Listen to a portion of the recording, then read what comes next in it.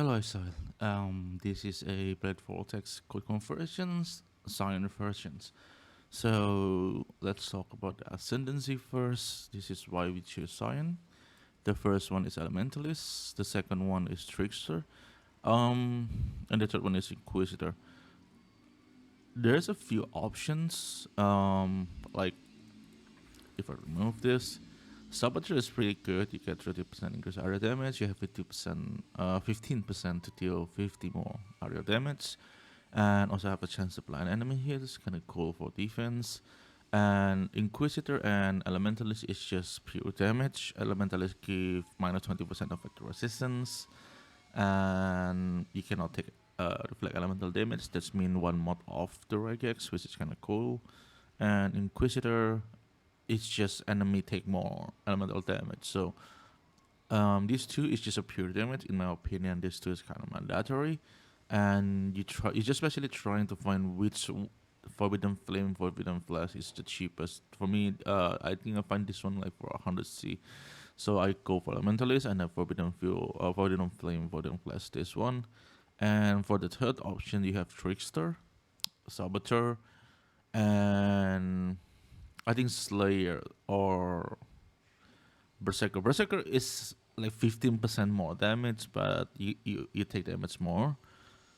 Slayer is only increasing DPS because you have a cooling strike. And the reason why I'm not going for this instead of Trickster add like around, like, if I'm not wrong, in the POE or something like 11 or 12%. But this is increasing damage, while cooling strike is like your enemy have less HP because after a certain amount the enemy is just dead. And the benefit from having like more damage output is easier to freeze everything, and freeze is also one big defense mechanism in this build. So I choose Trickster.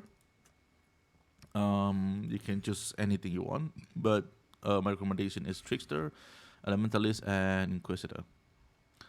And the second reason we go for Scion is this spot of Unnatural Instinct. This is a very good spot for Unnatural Instinct. You get cast speed 9%, 20% skill effect durations. You also get 36% area of effect. This part is huge for the build.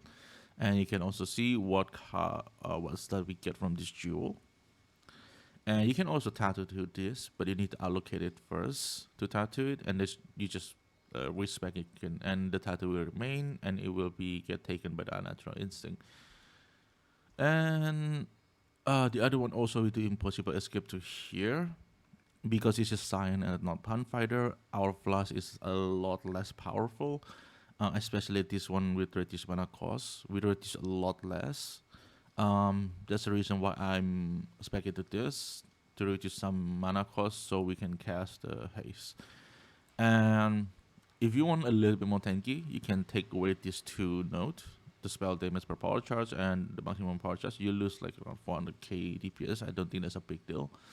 You can take this DPS out and put it here. You get like 3200 life and less mana cost too. So there's an options. And then everything else is pretty much the same. We're still using a same water eye, 39% conversions with this 40% here and 25% from the quiver. We have 100% cold conversions, and the cluster is still the same. We have 39 lessons for leech, blast freeze for freeze, and blanket snow for penetrations and more damage.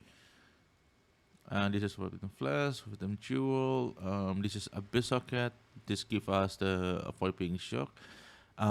If you can find the one with facing, that would be nice, but no one's selling it. There's only one guy in the eternity find. It's kind of insane. So I don't know how rare that is, but yeah, I'm not using the facing. The facing will be nice, but I don't think it's worth the price. So this is avoid being shocked, life, and corrupted blood immunity.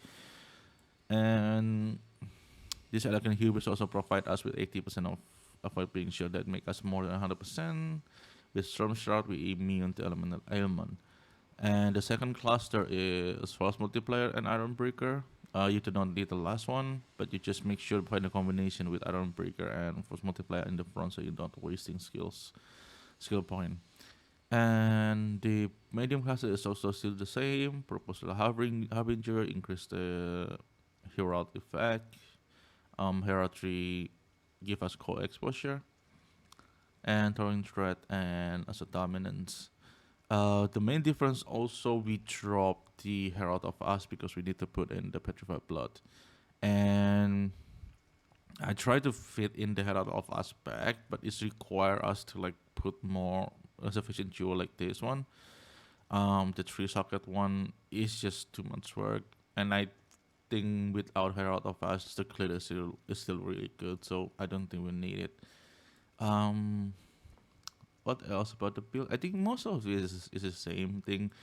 Oh yeah, we take overcharge. This is probably the new one. I think you can also apply this to the Pathfinder versions. This especially give us a power frenzy, power charges, frenzy charges, and endless charges. Jesus. And the reason why we take this one, even though the blue author have a problem with this, blue author have a mod that going to punish you for having charges, but since we're using Headhunter, I don't think that's a problem. At least so far, I haven't encountered any problems. Um, what else is? This is reduced mana cost. Yeah, I think that's about it for the build. And for the for the items, it's the same thing, same bow. I changed the helmet a little bit. Basically just to get the mana reservation. It's supposed to be like T1 rarity on the suffix, but I cannot get it, so I just let it be like that. What other ways also you can use like increase mana reservation and try to find chaos resistance, because in this particular one I get chaos resistance from here, and I figure that not everyone will have it, right? So you can put the chaos resistance on the helmet. It's probably a little bit painful to craft, but that's one way to get chaos resistance, and also you can kind of tattoo it here. There's also a way to do it. You're gonna lose a little bit of DPS, but I think that's fine.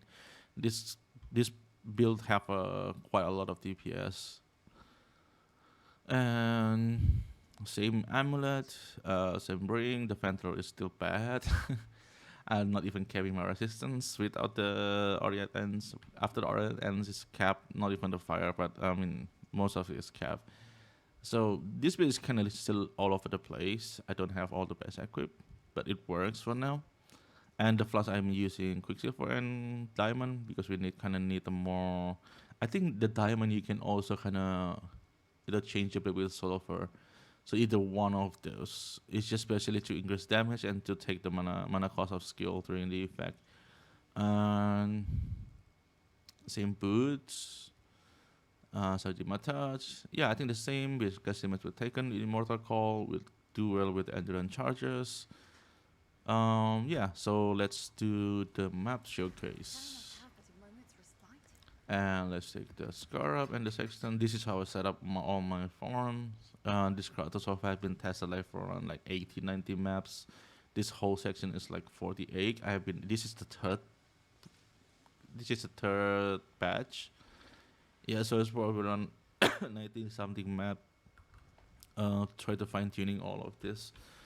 So let's put in the sections. Is Beyond sections, Delirium sections, and Strong boxes. And for Scarab is the same. Delirium, not Delirium. Reliquary, Ambush, Divination, and Harbinger. Harbinger is just a nice addition. So you can change this with anything you want. The Atlas 3 is this. If you want to copy it, I suggest not. The important part is Wandering Path, Beyond, and Delirium. So one thing to note, this kind of map with Wandering Path, Beyond, and Delirium, it will be always repeat. So this is, in my opinion, is the hardest you can go through with the Magifine character.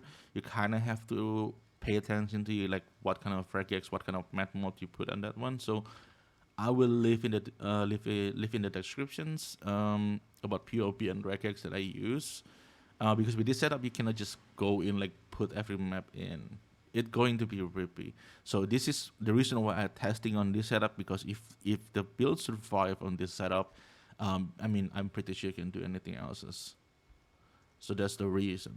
So let's begin the map showcase. We just ambush on the map device and activate.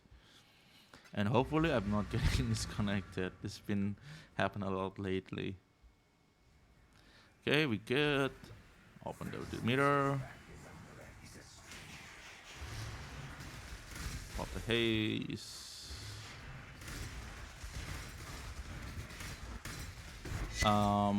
Because we don't have phasing, sometimes you guys just get this like getting stuck.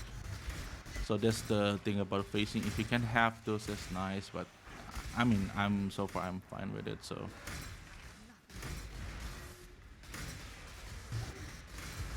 and the AOE is a lot better because we have a lot more AOE than Pathfinder. The damage is also I think a lot more. So let's get here, kill the boss. There's that. Let's go out, and everything else is.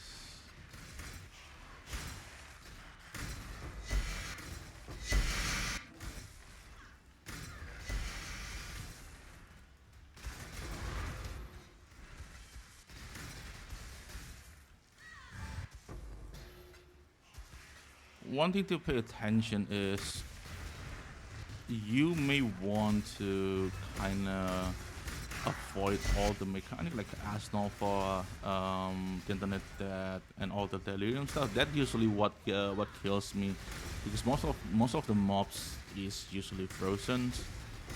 Even the rare one, the big one. This build have enough damage to freeze all of them, so that's one kind of nice. But I mean, you cannot freeze the AOE part, so be careful with that one. This is not like super tanky build. Either is tanky enough for a magic find character, but still not like very tanky like immortal build either. So I suggest we be careful with the area effect from delirium. That's kind of deadly. And the speed is also not bad. We are quite fast with haste on and everything.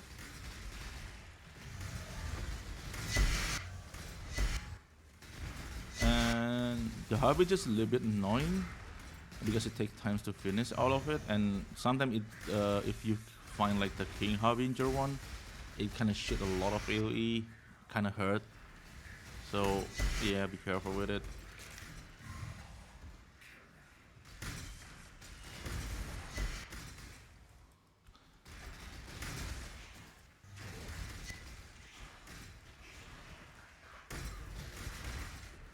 And one tip also, like, try not to stay in one place for too long. Like, I like to do this kind of stuff when I just kill something here and I go to another rooms and basically just try to clear more stuff here and just basically going back on the top here. So just running around here. That helps. So you're not just waiting around for something to happen, because in delirium map there will be a lot of background effect like this, and this one also hurt. Degen's also a big problem for this build because we're using for Genesis and Pathfinder Blood. So Degen we are not very good with Degen. Make sure you watch out for the Degen.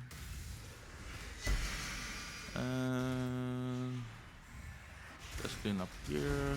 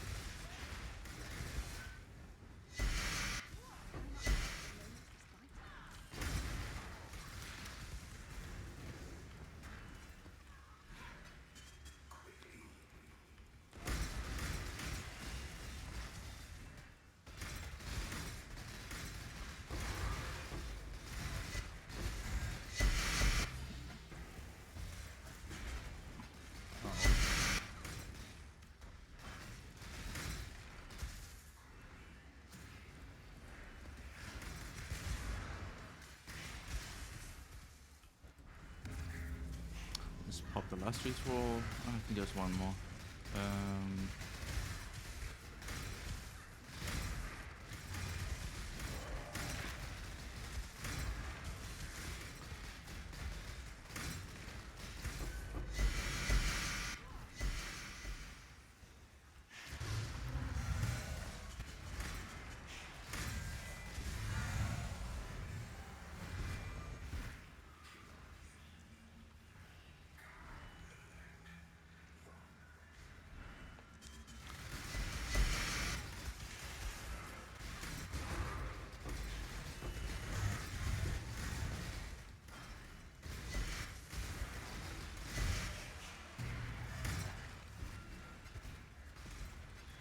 and yeah, the map is almost finished. I think we did everything. Even this ball will give a lot of damage. I mean, right now I'm not taking that much because I have a 500 buff, but yeah, in a that hits a lot too. So let's get back to town, and I'm disconnected. Yes, this happened a lot lately, and it's very annoying right now. So this is the Scion versions compared to Pathfinder. This one probably have a lot more EHP. Not a lot more, but it's like a little bit more EHP. It definitely have more damage and more AOE. Um, I think I like the Scion version better, but Pathfinder have a better utility flask, and if you also can take this Pathfinder to get the flying flask gain 3 charges of 3 seconds. But I don't think it's worth it for I prefer to have like all the 3 DPS node to be the 3 DPS Ascendancy rather than Pathfinder. Beside, if even if you choose this, you only get like the flash charge gain 3 charges every 3 seconds. You don't have the flash effect and so on and so forth. The flash effect stuff will still be Pathfinder or strong point. Another part about Pathfinder is also the set of flasks. I mean, I use the set of the same flasks for the Pathfinder and Scion. Um, but in Scion, like let's say that we have explode bow, you can actually take off the bismuth flask. I mean, just make sure the resistance is capped by. I have to upgrade my Fenter, but um, the flask on Scion is not like set. For the Pathfinder, you have to use that set. Like you cannot change the flask anywhere around. So that's probably a downside if that is considered a downside. And yeah, more or less, it's a plus minus. Pathfinder is a lot stronger with the flask. Like this mana cost is a lot easier to use on the Pathfinder, and the flask uptime is a lot better in Pathfinder. But in Scion, you have a lot more AOE, a lot more DPS. It's a better clear. So pick up poison. So this is what I have for you today. Thank you everyone for watching, and I see you in the next one.